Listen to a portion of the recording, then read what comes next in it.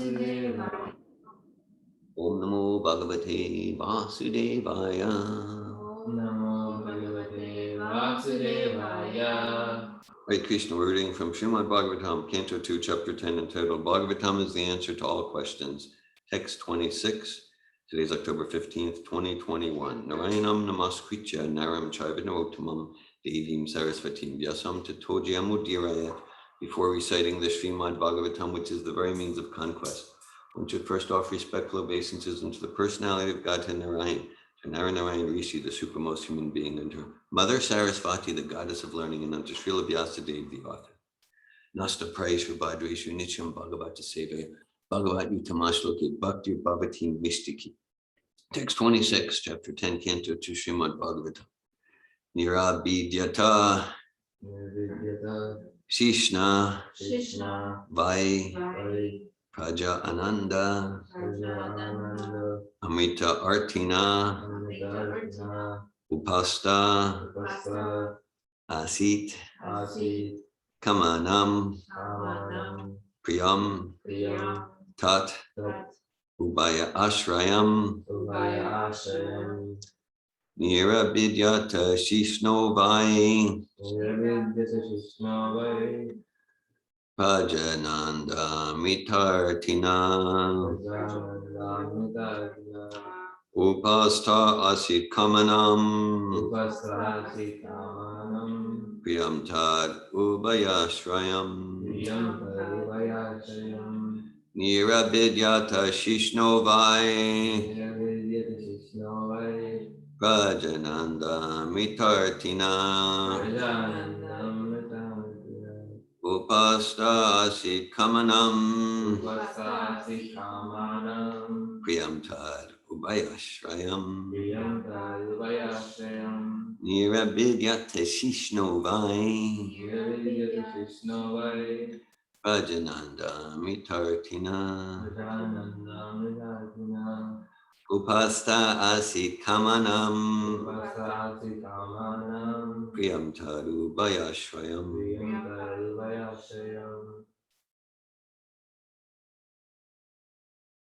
Would anyone else like to recite?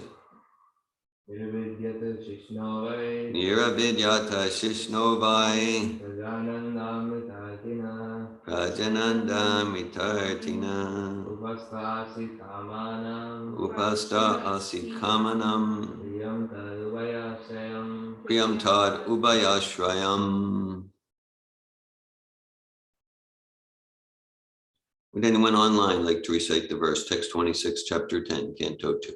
Nirabidyata Shishno Vai Nirabidyata Shishno Vai Prajanandam Ritartina Prajananda Mitartina Upasta Asit Kamanam Upasta Asit Kamanam Priyam Tad Ubayashrayam Priyam Tad Ubayashrayam. Nirabidyata Shishno Vai Nirabidyata Shishno Vai Prajananda Mritartinaham Prajananda Mitartina Upasta Asit Kamanam Upasta Asit Kamanam Priyam Tad Ubayashrayam Priyam Tad Ubayashrayam.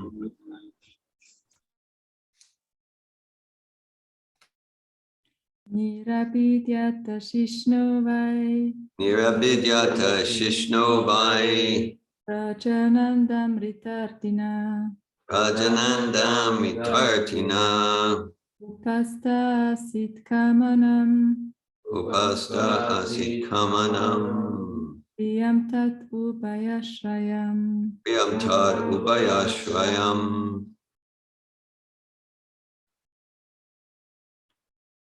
Okay, we'll go to the word for word. Nirabidyata came out. Shishna, the genitals. By, certainly. Praja Ananda, sex pleasure. Amrita Artina, aspiring to taste the nectar. Upasta, the male or female organ. Asit, came into existence. Kamanam, of the lustful. Priyam, very dear. Tat, that. Ubaya ashrayam, shelter for both. Translation. Thereupon, for sex pleasure, begetting offspring and tasting heavenly nectar, the Lord developed the genitals, and thus there is the genital organ and its controlling deity, the Prajapati. The object of sex pleasure and the controlling deity are under the control of the genitals of the Lord. Purport by His Divine Grace A.C. Bhaktivedanta Swami Prabhupada. The heavenly pleasure for the conditioned soul is sex pleasure, and this pleasure is tasted by the genitals. The woman is the object of sex pleasure, and both the sense perception of sexual pleasure and the woman are controlled by the Prajapati, who is under the control of the Lord's genitals. The impersonalist must know from this verse that the Lord is not impersonal, for he has his genitals on which all the pleasurable objects of sex depend. No one would have taken the trouble to maintain children if there were no taste of heavenly nectar by means of sexual intercourse. This material world was created to give the conditioned souls a chance for rejuvenation, for going back home, back to Godhead, and therefore generation of the living being is necessary for upkeep of the purpose of creation. Sexual pleasure is an impetus for such action, and as such, one can even serve the Lord in the act of such sexual pleasure. The service is counted when the children born of such sexual pleasure are properly trained in God consciousness. The whole idea of material creation is to revive the dormant God consciousness of the living entity. In forms of life other than the human form, sexual pleasure is prominent without any motive of service for the mission of the Lord. But in the human form of life, the conditioned soul can render service to the Lord by creating progeny suitable for the attainment of salvation. One can beget hundreds of children and enjoy the celestial pleasure of sexual intercourse, provided he is able to train the children in God consciousness. Otherwise, begetting children is on the level of the swine. Rather, the swine is more expert than the human being, because the swine can beget a dozen piglets at a time, whereas the human being can give birth to only one at a time. So one should always remember that the genital, sexual pleasure, the woman, and the offspring are all related in the service of the Lord. And one who forgets this relationship in the service of the Supreme Lord becomes subjected to the threefold material miseries of material existence by the laws of nature. Perception of sexual pleasure is there even in the body of the dog, but there is no sense of God consciousness. The human form of life is distinct from that of the dog by the perception of God consciousness. Om Jnanatimirandasya Gyananjana Shalakaya Chakshur Unmilitam Yena Tasmai Shri Gurave Namaha Shri Chaitanya Manobishtam Stapitam Yena Bhutale Swayamupakadamayam Dhiratisva Padantikam Vandeham Shri Guru Shri Padakamalam Shri Gurun Vaishnavam Sacha Shri Upam Sagrajatam Saganavagnatan Vitam Tam Sajivam Sadvaitam Savadutam Parijana Sahitam Krishna Chaitanya Devam Shri Radha Krishna Padan Sagana Lalita Shri Vishakan Vitam Sacha Hey Krishna Karuna Sindhu Dina Bandhu Jagatpati Gopisha Gopika Kanta Radha Kanta Namostute Tapta Kanchana Gaurange Radhe Vrindavaneshwari Vrishabhanu Sute Devi Pranamami Hari Priye Vancha Kalpata Yubhyascha Kripa Sindhu Bhyevacha Patitanan Pavanebhyo Vaishnavebhyo Namo Namah Jai Shri Krishna Chaitanya Prabhu Nityananda Shri Advaita Gadadara Shri Vasadi Gaura Bhaktivinoda Hare Krishna Krishna Krishna Hare Hare Hare Rama Rama Rama Hare Hare Nama Om Vishnu Padaya Krishna Prestaya Bhutale Srimate Bhaktivedanta Swami Niti Namini Namaste Saraswati Devi Gauravani Prachamini Nirvishesha Shunyavadi Paschatya Desha Tarine Srimad Bhagavatam Canto 2, Chapter 10, Text 26 Niravidyata Shishno Vai Rajananda Mitartina Upasta Asi Kamanam Priyam Tad Ubayashrayam. thereupon for sexual pleasure, begetting offspring, and tasting heavenly nectar, the Lord developed the genitals, and thus there is the genital organ and its controlling deity, the Prajapati. The object of sexual pleasure and the controlling deity are under the control of the genitals of the Lord. Hare Krishna.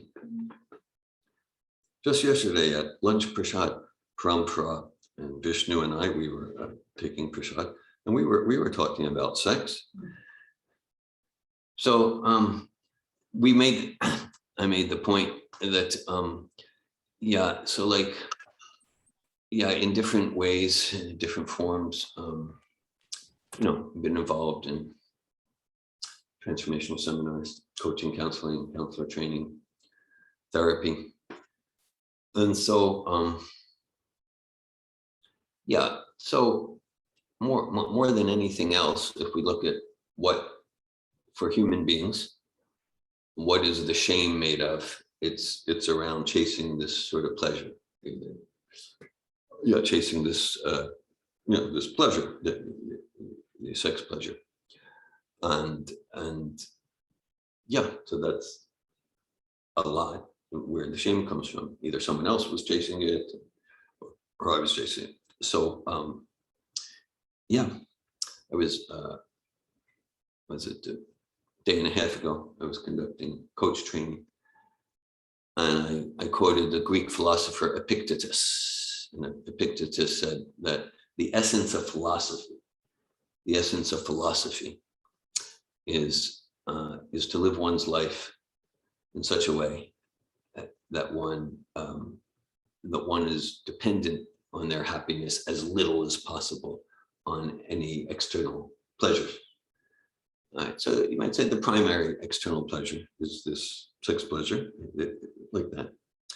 Similarly, in Bhagavad Gita, it's described, Yahi samsparsha jamboga dukhyunaya evite jantapanta konte nateshu amate buddha. That a real philosopher, a wise person, meaning a real philosopher isn't just someone who intellectualizes. So much of what goes in the name of philosophy is geared towards the opposite of what Epictetus is talking about. So much of what goes more and more as generations go on, postmodernism like that, what goes in the name of philosophy is to try to intellectually justify increasing how we're chasing for external pleasures and like that. So a truly wise person does not seek their fulfillment, their peace in that which has a beginning and end, in the external gratifications, because we're eternal beings, just like a fish out of water, right? Our water is eternity. We're satisfied with eternal pleasure, ever expanding, tapo divyam puchakina sattvam shuddhyadhyasma brahmasakyam tvanantam, ever expanding bliss, not something that, first of all, is external to the self, just like if we're driving the car, okay? So like if the car gets washed, we don't become clean. If we're thirsty and the car gets filled with gas, it's not like our thirst is sleep. Okay, so so just a few points. So one thing it talks about, like, the woman is the object of sex pleasure. There's many places where Prabhupada he'll clarify. He goes, and for woman, it means man, right? So here it's like for man, it means woman. And for woman, it means man, like that, because it's described. Aparayam itvastvamyam prakriti vidimipram jiva bhutamabaho yayadam dharate jagat. That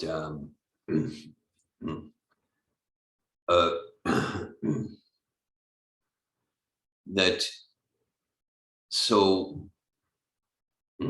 there's the Purusha. Okay, Purusha means the person who's the enjoyer. Okay, so actually our function is to be Prakriti. We're making that distinction here, Purusha and Prakriti. Purusha and Prakriti. So our function is to be enjoyed. So philosophical, we're not talking modern day general, gender, politics or something. Philosophical. So the enjoyed is prakriti, and that's like the female nature, and the enjoyer is purusha, and it's the male nature. So actually, the only purusha is Krishna. Okay, Ekleshvara Krishna, Arasabha Brichan, and we're all his servants. Our pleasure, the actual pleasure of the soul, the bliss of the soul, comes from dedicating ourselves to Krishna's pleasure. And that's how we're fulfilled. Now, so we've come into this, we can call it dream world. I mean, the material energy is real, but the forms it takes are temporary, whereas our spiritual form is eternal. The forms it takes are temporary. And our perception of it is Maya, is illusion.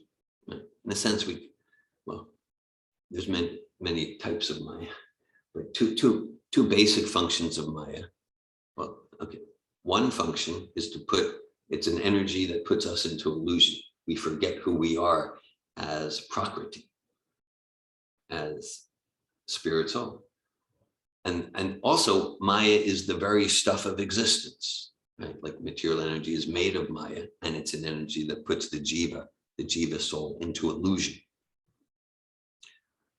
And so we're all, whether in the form of a human male, a human female, a male frog, a female squirrel, a blade of grass, material bodies all mean, it all means we're trying to pretend that we're the purusha, that we're the enjoyer. Okay. So again, when get a reference to woman, man, so Prabhupada would say, and for woman it means man. So we don't want to get distracted by that. And so we're all pretending that we're the purusha, whether we're in a woman body or a man body. Okay, and to find victims that we can exploit for our enjoyment. I mean, it's not a pretty term, but it's kind of what it comes to. Okay. That's what it comes to. And then if the putting each other into illusion is mutual through the material gratification, then it's like kind of mutual victimization. And it's like, well, this is good business, at least for a while. And the nature of seeking happiness in the modes of rajas or tamas is that, well, tamas, the nature of seeking happiness is it's just stupid from beginning to end. It might be like, yeah, I'm just gonna get like completely inebriated, and then it's just stupid from beginning to end. Okay. With rajas, there might be some heavenly nectar in the beginning, but then poison in the end. And to the extent we seek our happiness through sattvic consciousness, habits, means, including sattvic material enjoyment, then it might feel austere at first, but it becomes more and more nice.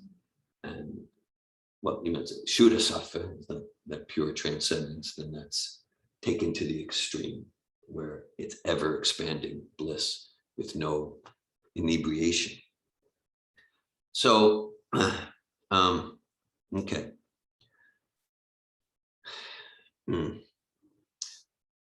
Prabhupada's right.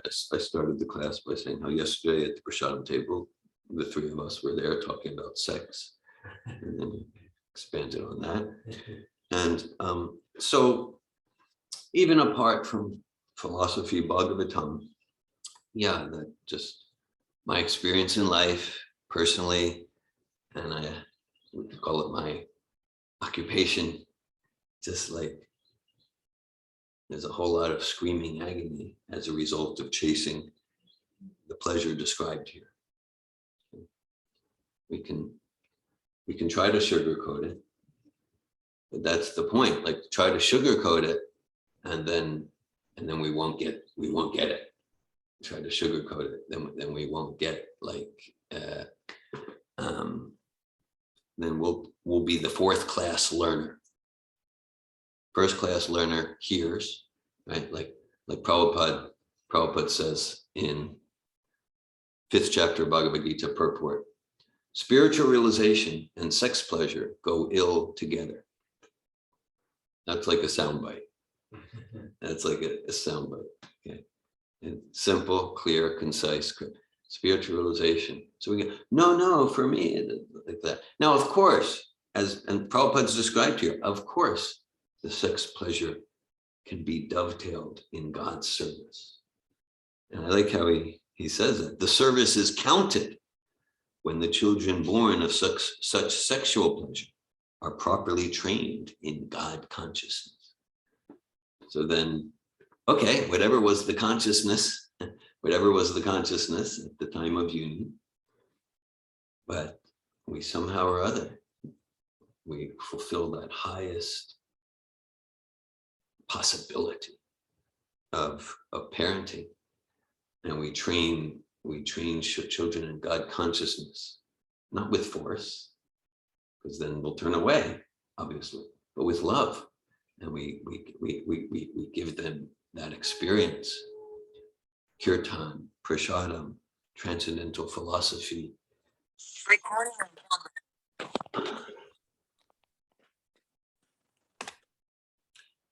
Yes, and train them. Albert Schweitzer said there are three principles for effective parenting. 1, example. 2, example. And 3, example. So of course we do want to explain, give, but our example, sometimes it is said, I can't hear what you're saying because your actions speak so loud. So our example. And so, yeah, also in the 5th canto, 5th chapter Bhagavad Gita purports, Prabhupada says that the more one is addicted to material pleasures, the more one is entrapped by material miseries. So first class learner, I get it.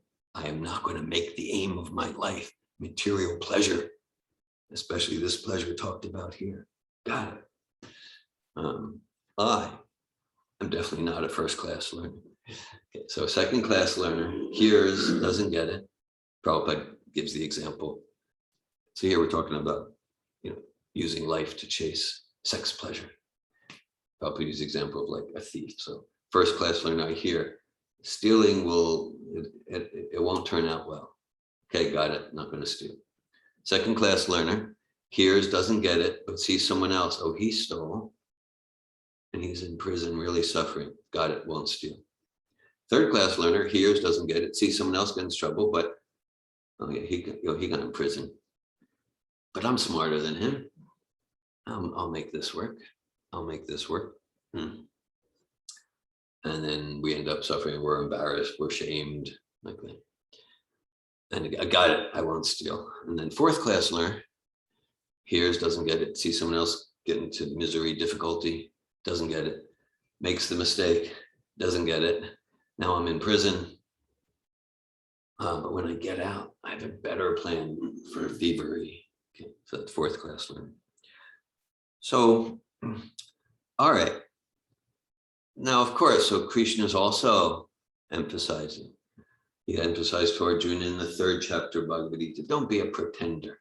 Right? We can pretend like we understand this, this principle about, as Epictetus said, the essence of philosophy is to live one's life such that one's happiness depends as little as possible on external pleasure, especially the sex pleasure. So he said, well, but meet ourselves where we're at. And that's what Krishna does when he says, don't be a pretender. Don't pretend you're more spiritually realizing.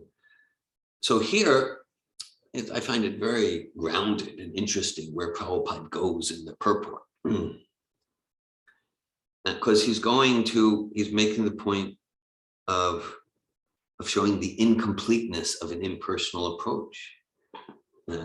Just like we have the capacity to smell, we have the capacity to enjoy sex pleasure, we have the capacity to hear, we have the capacity to dance, we have the capacity to communicate. So this chapter is about, and it all starts with the supreme person. So actually, yeah, I mean, Gaudiya Vaishnavism, it's about serving Sri Sri Radha Krishna.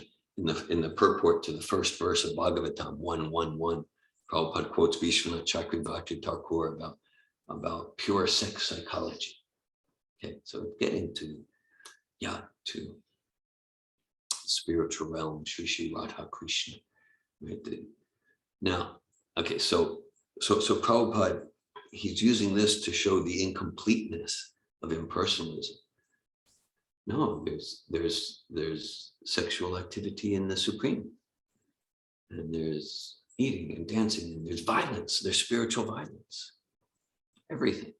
Now, to truly enter into some understanding, some realization of, let's call it the pure sex psychology, Radha Krishna, that means we are rigorous and strict in truly giving up any attachment for this material sex pleasure.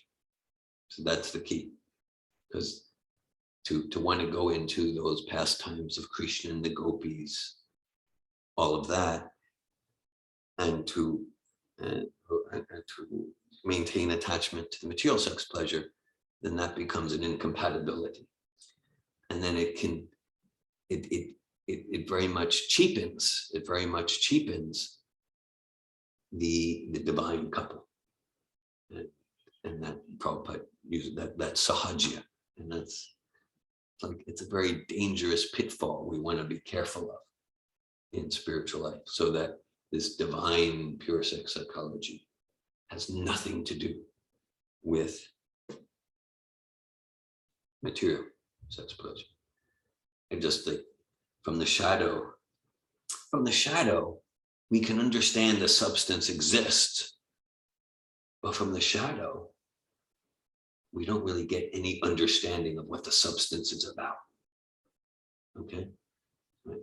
So the whole world, so we can understand, okay, here, yeah, we like to play and have adventure and romance and relate and communicate and friendship. Okay, so the material version, that's the shadow, and from the shadow we can understand that the real thing exists in the Goloka Vrindavan, in spiritual realm, Janmadhyasya Yataha. But actually, what is the nature of spiritual friendship, spiritual romance? For that, we need to genuinely, not artificially, genuinely perform austerity and give up attachment and indulgence in this material pleasure. Spiritual realization and sex pleasure go ill together, as Prabhupada writes. So Krishna says, don't be a pretender. So kind of the dedication to enjoy the pleasure talked about in this verse, that's why we're here. That's why we're here in the material world. And now there is some, actually in the 6th canto, I think it's Narada Muni talking to Maharaj Daksha, and he does give the philosophy, just like there could be a fire, and if we just pour a whole huge volume of gasoline on the fire might go out. Probably not. Probably what will happen, because of the force of the liquid, the fire will diminish for a few moments, and then it'll erupt with even more ferocious flames. Dushprena Nalina Chak. So similarly with this sex, any material desire, sex pleasure, which we're specifically talking about in this verse. So if we indulge ourselves recklessly, if we indulge ourselves recklessly, we might become so exhausted that I'm finished with it and we truly renounce. But that's unlikely. It's unlikely. Dangerous game. Yeah, it's not the path that's recommended. It's actually described in the Bhagavatam. It's possible it'll work that way, but don't count on it.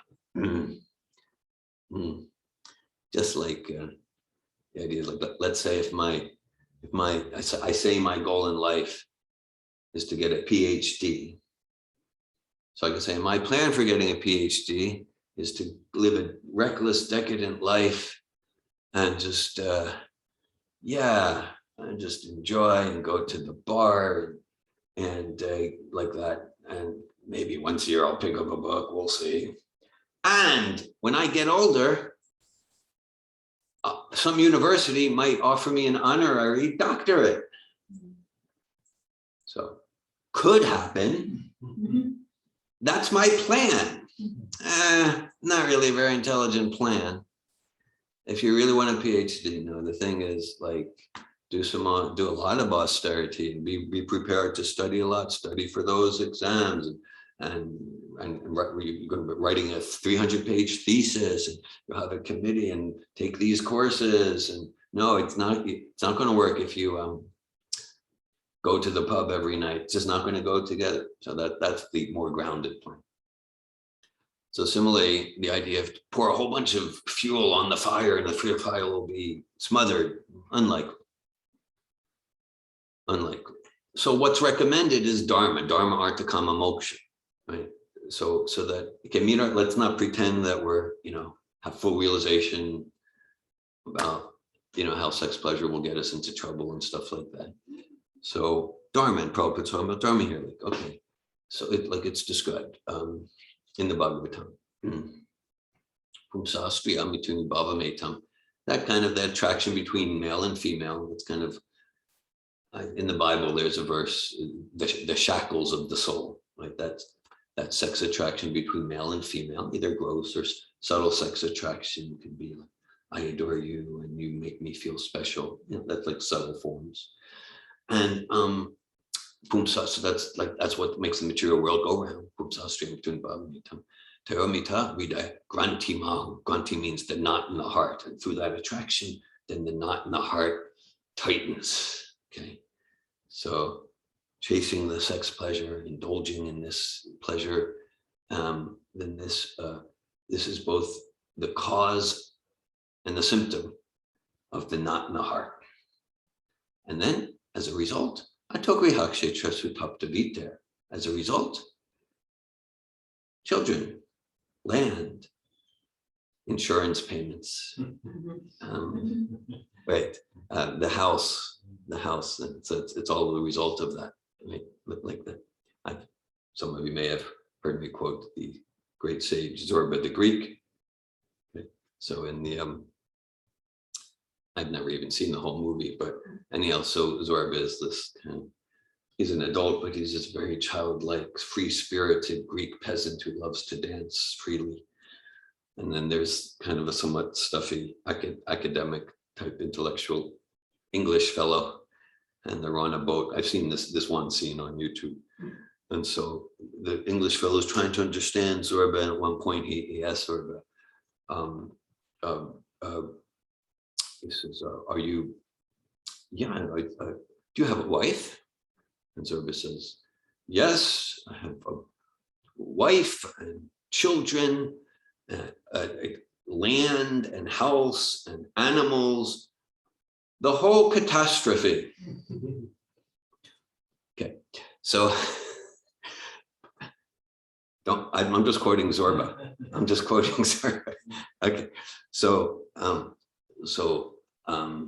spiritualization means realizing, how Zorba is a sage.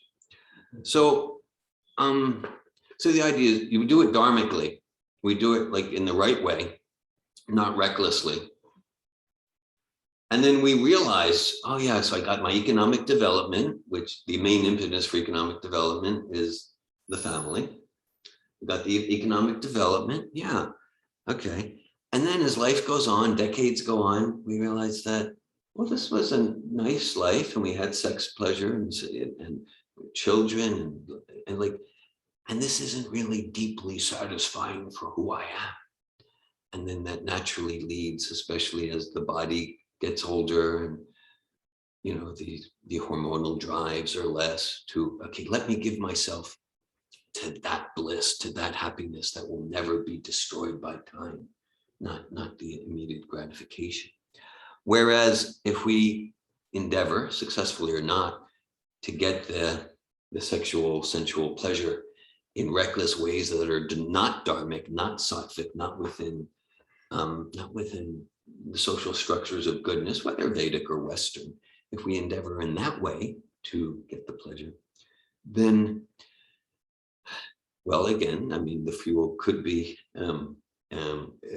could smother the fire, but probably not. We probably won't get the honor to. Then kind of like, then the spirit soul and the human form doesn't have enough clear-mindedness, doesn't have enough sattvic consciousness. And then the spirit soul is more and more controlled as life goes on by the lower addictive modes, tamas, rajas. And there's just to see, like, it just becomes the attempt at happiness in ignorance, the lower addicted modes. And just like, I have to have this, I have to have this over here, I have to enjoy with this woman or this man here, I have like that. And not even realize, like, wow, this has gotten me into misery after misery. But just the lower mode addictive force is just driving the bus. Okay.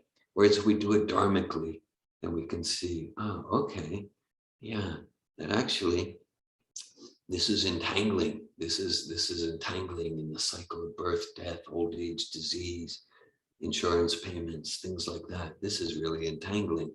Let me make this my last life where I'm forced to take birth in a material body because there's sattvic consciousness developed. Yeah. So, so Prabhupada's talking about.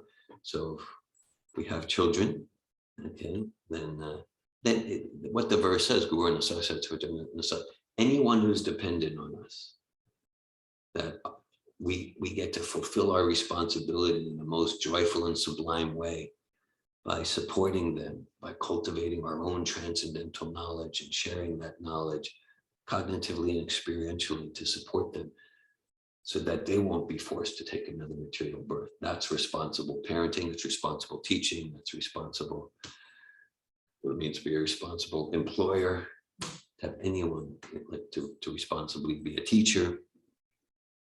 And then, so we talked, it's a quintessence, it's a foundational verse in Bhagavatam, key verse, Tayormita Rida Granti Mahu, the knot in the heart, which is caused by and leads to more reinforcement.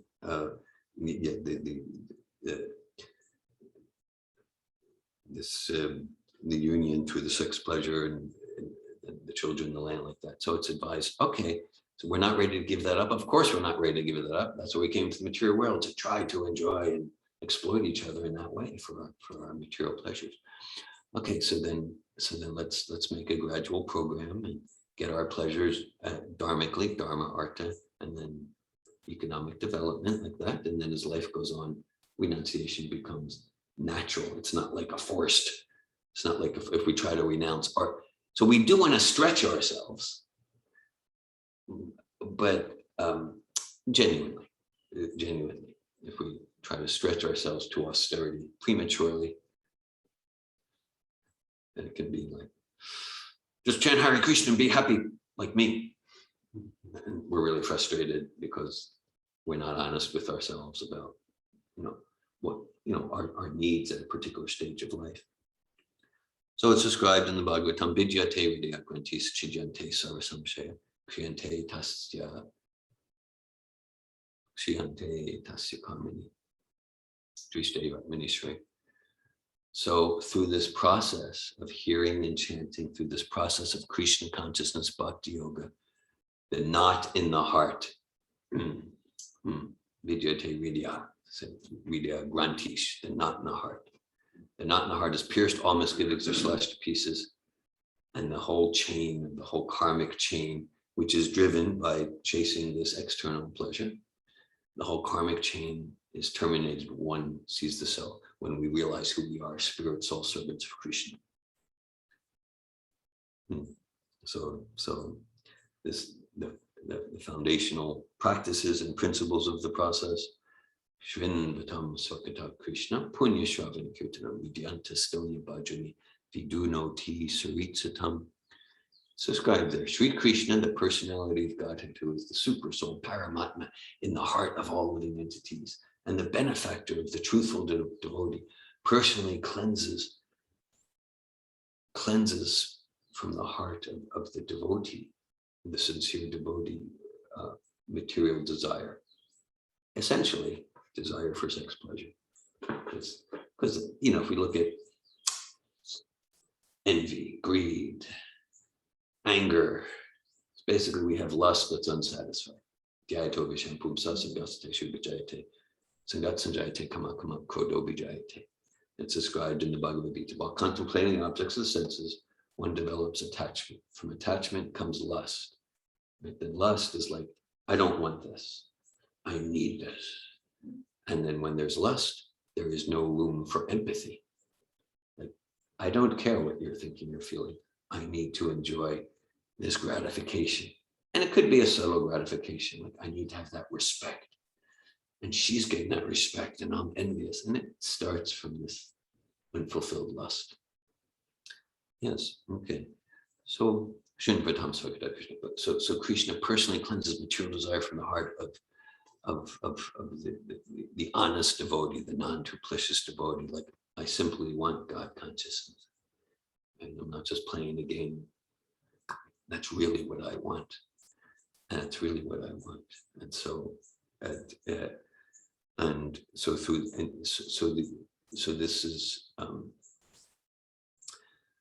this comes through cultivating a spiritual attachment, because we're talking about giving up material attachment.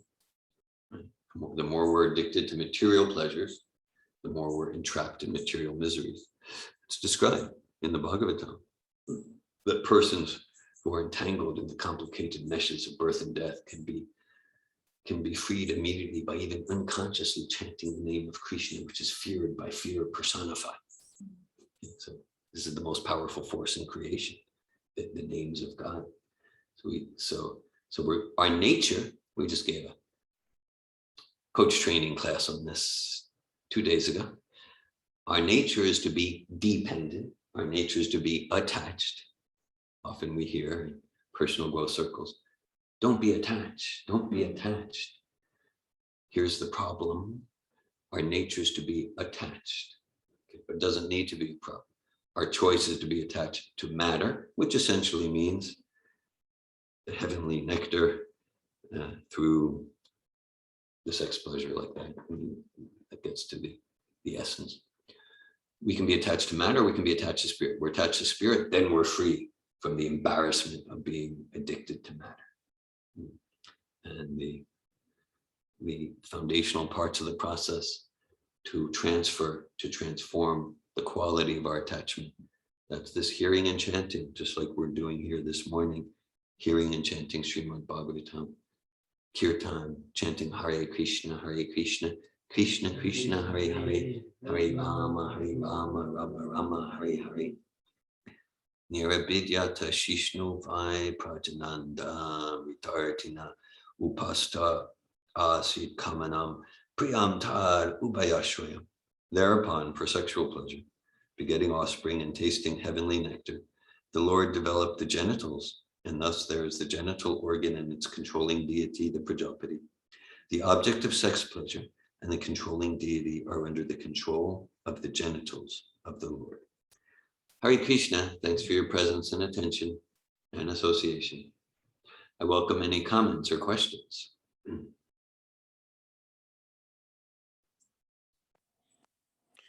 Malini. Yes. Hare Krishna. Jai Prabhuji, thank you for the nice class. Yeah, liked your inspiring, and I liked in continuation what you said about how to not be infected by the material modes. It's good. The human body's compared to a boat, right? A perfect boat. We can cross the ocean of material existence. And like I said, you don't want to cross the ocean later with an old dilapidated boat, right? You want the boat to be in good shape and, no holes in it. So that's why it said, Prahlad Maharaj says, you should, at the very beginning, right, practice Krishna consciousness, because it's, we have it's very challenging to perfect our business in one life. So the earlier we start, the better. But of course, Krishna is all powerful. He can give us the power. But like you said, it's good to continually strive from this from the earliest part of our life as we can. So, and then again, another reference you said to hearing. Those verses were the ones that Prabhupada was put in his poem, right, aboard the Jaladuta, right? Yes. How Yes. so such important verses. This was how Prabhupada saw us fallen Westerners being able to take the Krishna consciousness by hearing. And like you said, it's all we need to do is hear. And Prabhupada says we're not on our own because Krishna helps us.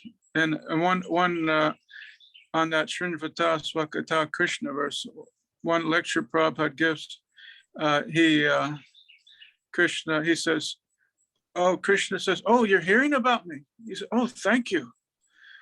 Krishna thanks us. And then what's he do? He cleanses all the dirty things in our heart because he's so appreciative of us, from us hearing about his message from the pure devotees. So thank you, Prabhuji.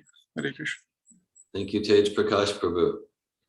Thanks for your sharing. Thank you. Hare Krishna. Hare Prabhu. Malini.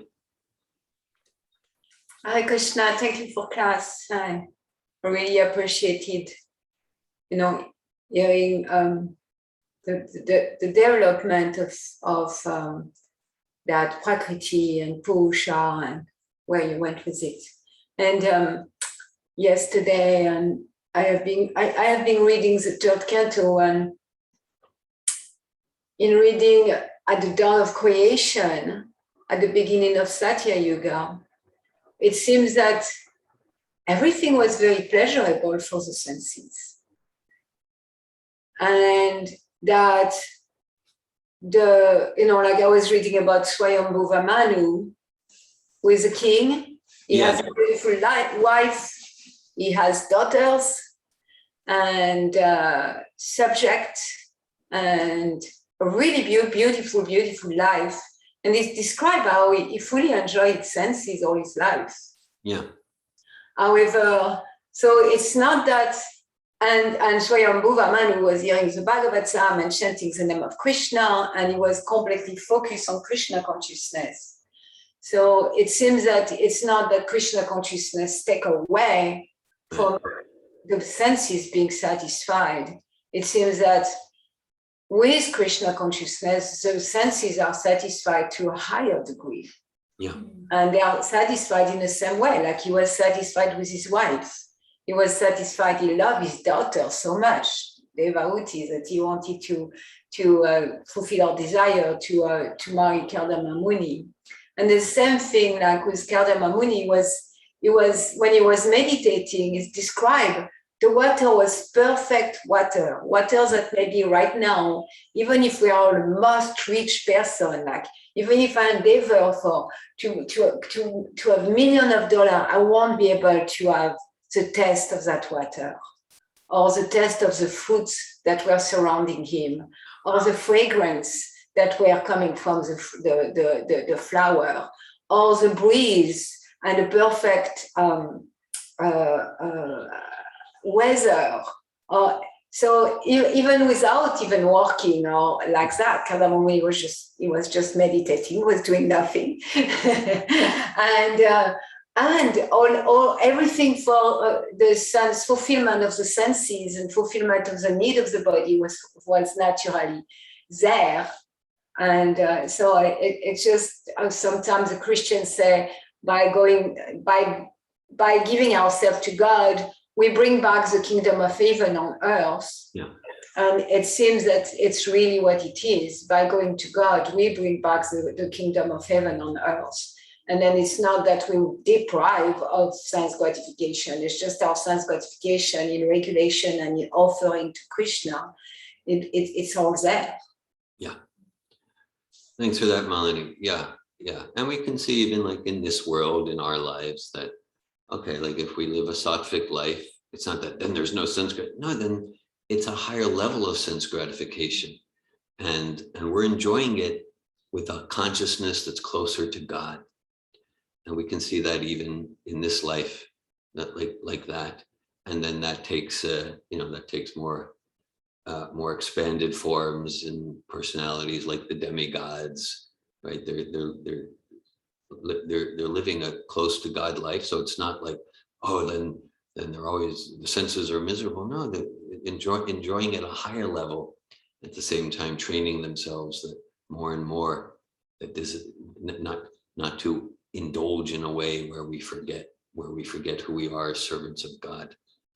So thanks for that point and bringing home these specific personal examples, Swayambhuva Manu, Kardama Muni. Yeah, I mean, there's definitely high level sense enjoyment there, and these are very exalted souls.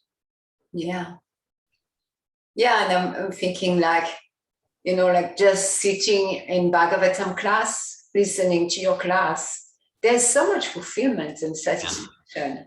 Yeah. And so much more than a Saturday night fever. Right, okay, right, yeah, right. Yeah, thanks for that, Malini. Payal. Thank you for class.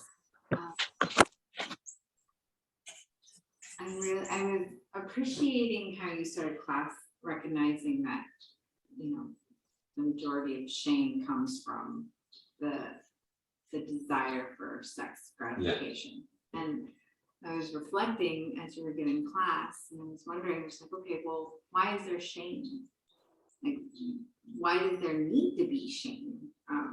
And just thinking about my own life, I think like the nectar that can come from sexual, practice is, in the Indian culture, it's hidden. Yeah. It's like, oh, we don't talk about sex. Yes. And I feel like a lot of shame can stem from that. Comes around. Yeah. And what I'm appreciating also from this purport is like, well, as Marie said as well, it's like, well, we can, and as you reflected, it's like, okay, we can still experience that nectar. Yeah. Let's do it on a higher level. And just thinking about Zion and how I can teach him, like, I don't want to hide that sex exists. Yes. Or hide that he can be an instrument for Krishna by having sex later in his life. Yeah. And use it in Krishna's service. So just really reflecting, I'm reflecting a lot from your class around shame and where, how we as a society like perpetuate it. And also, sharing also what Marie said, it's like, well, and you said it many times, it's like that addictive nature that we have. Yeah. And it's like, okay, well, I'm chasing this. And I was also reflecting on recently in my life, somebody shared with me that they had an addiction to sex. And it's like bringing it back to the light versus hiding it. Yeah. I feel like, yes, we create such a darkness around it. It's like, let's pretend that we don't want this nectar. And if we pretend that we don't Yeah. want this nectar, then everything will be okay, and we can just hide it all in the dark, and we'll just keep doing what we meeting ourselves where we're at. Though I felt like you shared that, and I really Yes. appreciated that too. It's like, okay, well, let's not pretend that we want this. Yeah. Let's actually, say it out loud. But yes, I want the nectar. Yes. And yeah,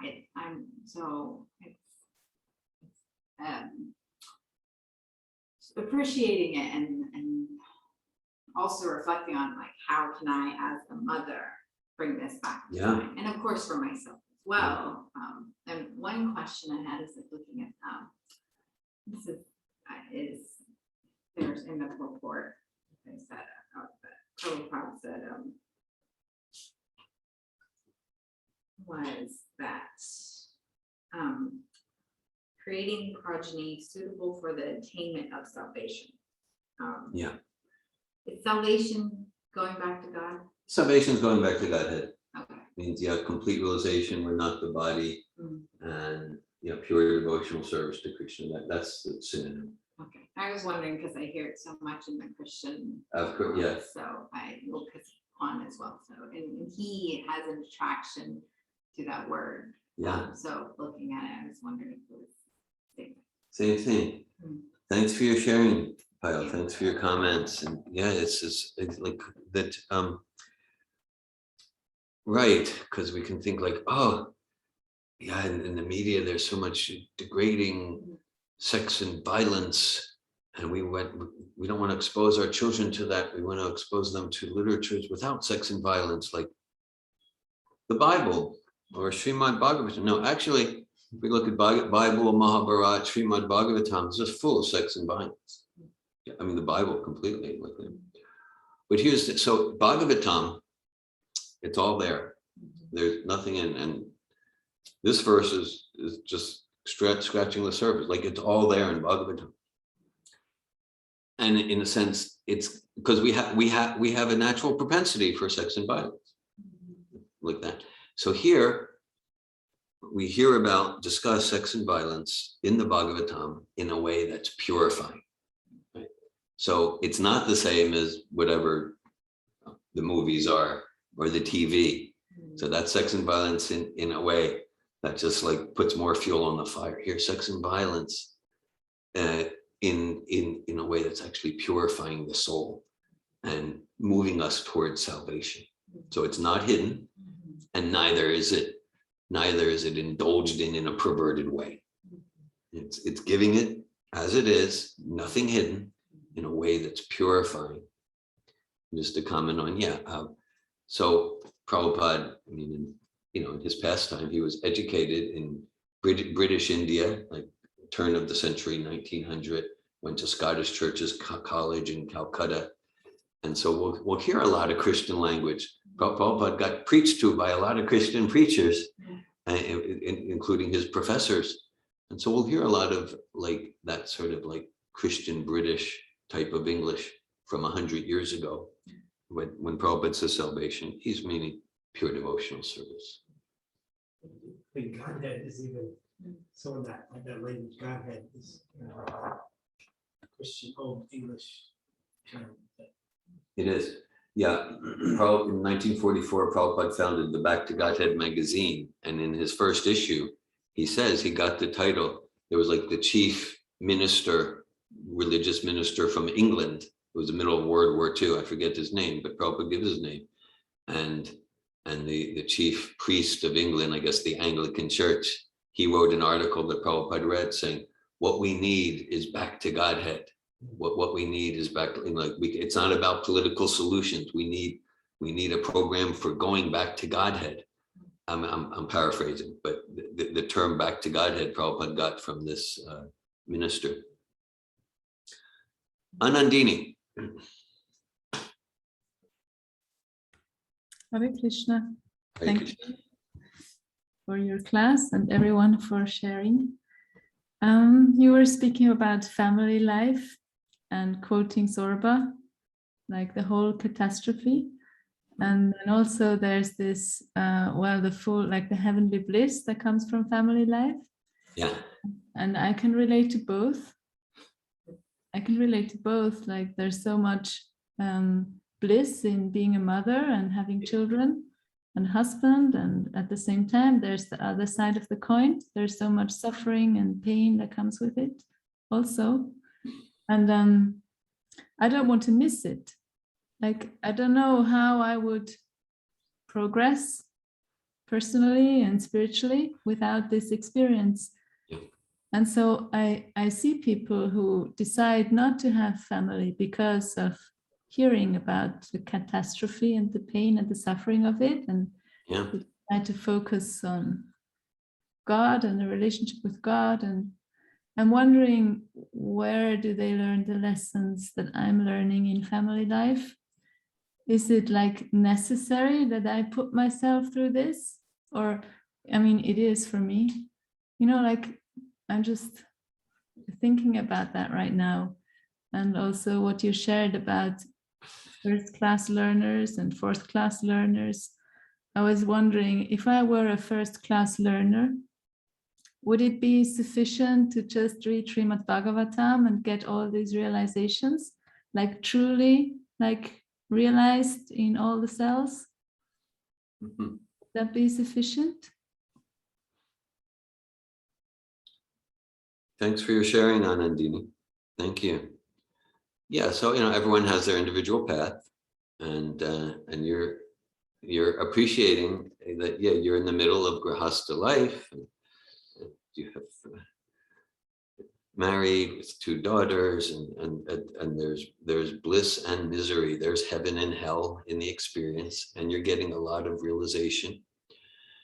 And so everyone has their individual path. At the same time, relate to what you say, because let's say if at certain junctures of our path, if we're not sufficiently meeting ourselves where we're at, then we might find we're 50 years old, 60, and hankering for a mate and a partner and regretting, and then maybe we'll need to take birth again. Maybe we'll need to take birth again to do the family life thing, because we didn't meet ourselves where we're at, and we're not really a first-class learner. So that's a risk, and that risk is cautioned about all throughout the Vedas, all throughout Prabhupada's teachings. Meet ourselves where we're at, not as an excuse to indulge in complacent sense gratification, but to give ourselves the experience we experience, and to get the realization and learning. So yeah, I mean, if for any of us, if we're really a first-class learner, we hear we're not the body once, we'll speak of 1,000,000 times, and we get it, and we don't live as if we are the body. It doesn't mean necessarily we're fully realized, but we don't live with. But okay, so I'm not first. I've heard millions of times from Prabhupada, I'm not the body. Okay, and I'm still living as if I am the body, but less than I was 30 years ago. So that's encouraging. And yeah, so the first-class learner. Now, it doesn't necessarily mean that a first-class learner won't enter into family life. Like a first-class learner might get it at the same time, and they get, I'm spirit soul, I'm a servant of Krishna, and my service is to enter into family life and raise Krishna conscious children. So that's from a place of service, not from a place of fulfilling lust, material desires. So I'll just make that distinction. And then here it's just like, well, okay, meeting myself where I'm at. Yeah, I want to do service, but I got lust and material desires. So let me fulfill that within the container of dharmic, sattvic life, and as best as possible, based on where I'm at, engage everything in service. Yeah, inspire children in Krishna consciousness like that. Yeah, and I want to add something that has, like, hearing that when we raise our children and they become God conscious, that this is success. Yeah, probably. Then the service is counted. Then the service is counted. And that has been a cause for a lot of pressure for me for a long time. And I think it resulted in sometimes like pressuring the children in subtle ways. with expectations or Yeah. and then once, I think it was in a conversation with Malini, I understood like that I even if it's about my endeavor and my prayer for that, Yeah. that my children become Krishna conscious or God conscious or remain God conscious. Yes. And then the children, they also have their own response, and that's not up to me. Yeah. And since then I feel more peace about it. Thanks for that. Thanks for that, Anandini, including sharing the guidance you got from Malini. Because like with any service, we want to see, I want to give 100% without attachment to the result. So that's similarly with raising children. So sure, like I want to look, how can I do better? How can I be a more inspiring example? Sure. But without attachment to the result, with full commitment, full dedication. And so that's what I hear is the essence, the essence of your sharing. And that's with any service, whether we're distributing book or leading a kirtan. I'm giving my 100%, using my intelligence, my heart to please Krishna, please Prabhupada. And whether someone will take the book or whether people will be inspired by the kirtan, the results are up to Krishna. So similarly with giving people Krishna consciousness, giving children Krishna consciousness. Thanks for that. And still from the wording, it seems if the children don't become God conscious or even lose God consciousness, the service is not counted.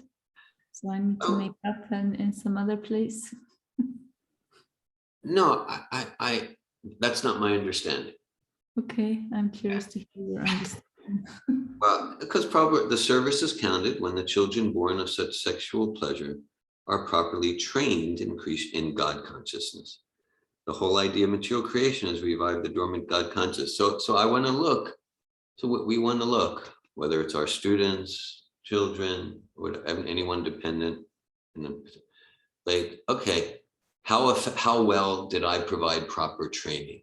And sure, looking at the results can be some feedback, but just like it's described, Advaita Acharya from the Panchatattva, he had 6 sons, and 3 were pure devotees, and 3 became staunch Mayavadi impersonalists.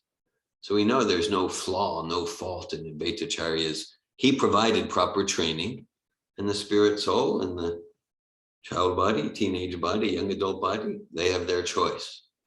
So our responsibility is to provide the proper conditions, the proper environment to give maximum possibility for that spirit soul in the child's body to choose devotional service. And they may choose it or not. How effectively did I provide the proper environment? That's the proper training. Thank you. Thank you, Anandini.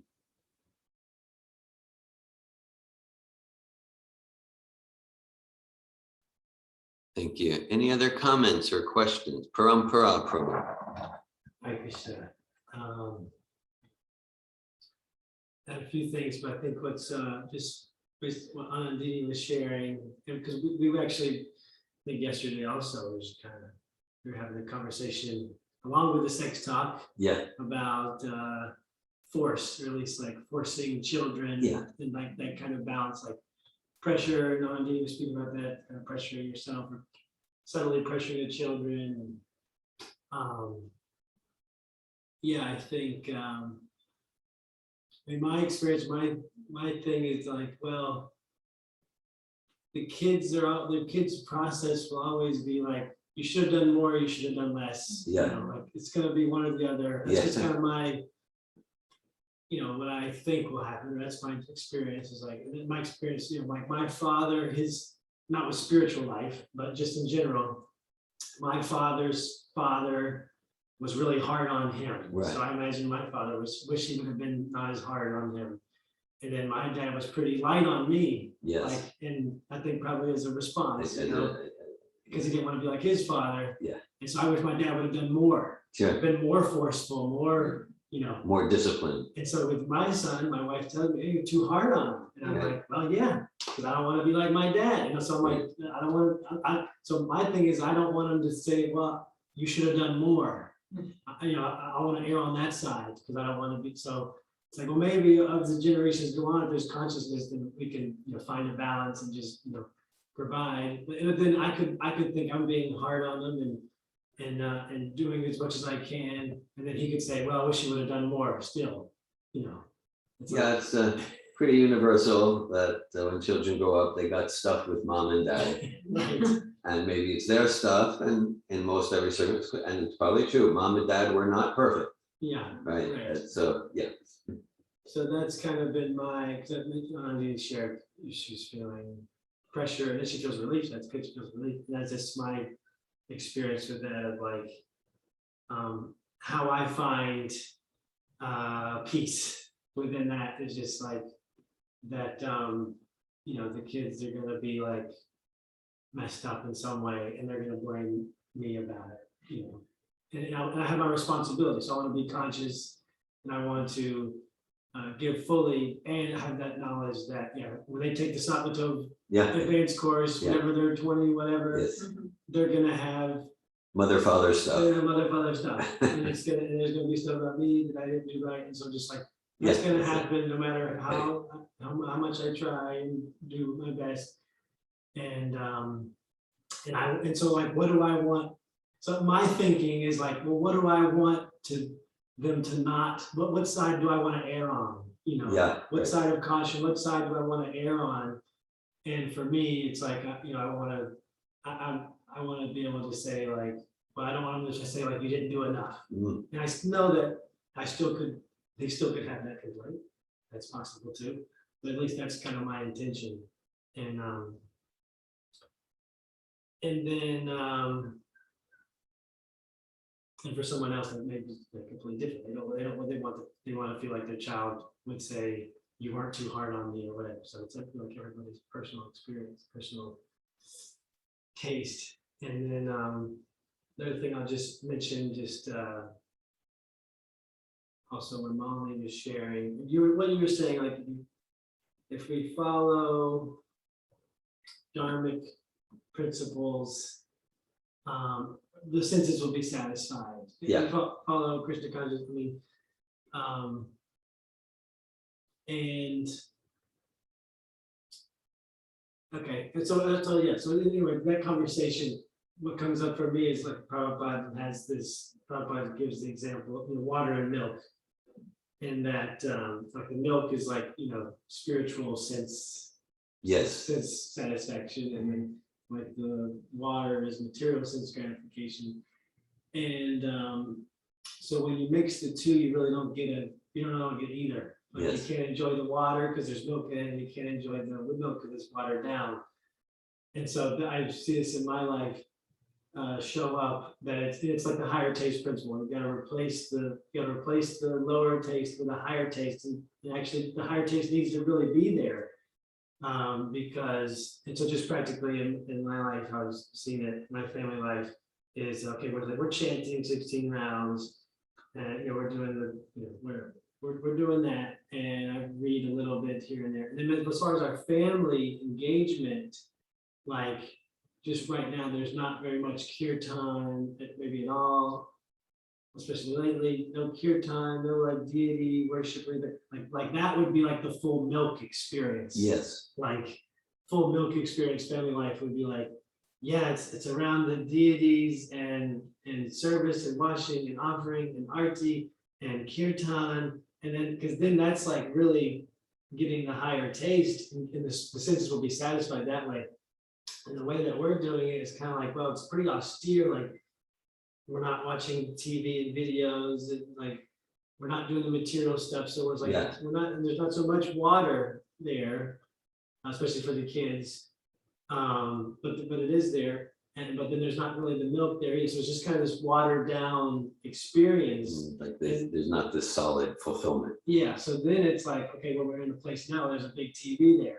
So that TV is really attractive, you know, to just turn it on and see and look at it, because we're not getting like the full milk. It's kind of this watered down thing. So that's, I just wanted to share that, add that in of like, yeah, the senses will be satisfied in the spiritual life. It needs to be like the unadulterated, like go for the full milk, you know, not the watered down milk. Yeah. Thanks for that. Thanks for your sharing, Parag. Thank you. Yeah, okay. I think like, let's say when like the eating pleasure, okay, because like, okay, I'm speaking to myself, like I always enjoyed eating like that. But if I think of my enjoyment in eating, okay, so then now when I come to Krishna consciousness, right, I can truly say the pleasure, I mean, the quality of the food, you know, compared to what I used to enjoy, I don't even want to say like 100 million times, because it's like it's a whole different dimension. So it's not like, well, I used to enjoy eating, but now that I'm practicing spiritual life, there's no enjoyment of it. No, that's completely expanded and intensified. So I appreciate these principles. Thanks for sharing. Srimad Bhagavatam ki jai. Srila Prabhupada ki jai. Hare Krishna.